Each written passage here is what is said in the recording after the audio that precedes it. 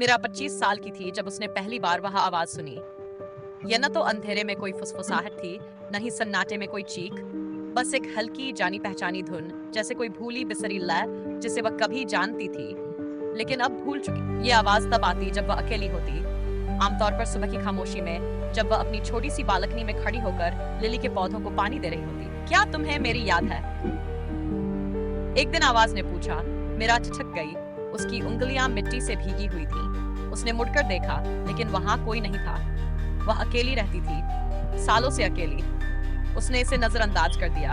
शायद वह बस थकी हुई थी, शायद ये केवल अकेलेपन की गूंज। लेकिन वह आवाज फिर लौटी, जब वह खाना बना रही थी, जब वह ऑफिस से घर लौट रही थी, जब वह आईने के सामने खड़े होकर अपने बालों में कंघी कर रही थी। हर बार वही सवाल दोहराया जाता, क्या तुम्हें मेरी याद है?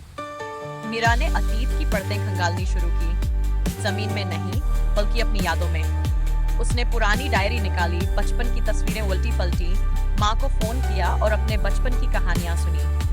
फिर एक रात जब वह अपनी अलमारी में रखे पुराने बक्सों को टटोल रही थी, उसे एक मुड़ा तुड़ा सा चित्र मिला।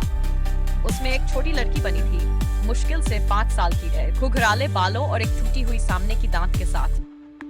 वह किसी के हाथ में हाथ डाले खड़ी थी, लेकिन उस दूसरे शख्स को मिटा दिया गया था।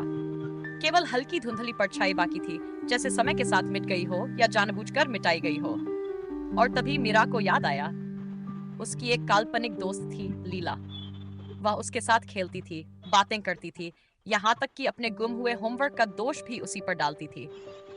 लेकिन एक दिन उसके माता पिता ने उसे समझाया कि अब वह बड़ी हो रही है और काल्पनिक दोस्तों का समय खत्म हो गया है। मीरा ने लीला को पीछे छोड़ दिया, उसे भुला दिया। मुझे माफ कर दो, मीरा ने कमरे की खामोशी में फुसफुसाया। और पहली बार वह आवाज यह पूछने के बजाय कि क्या उसे याद है, बस इतना ही बोली, मैंने तुम्हें बहुत याद किया।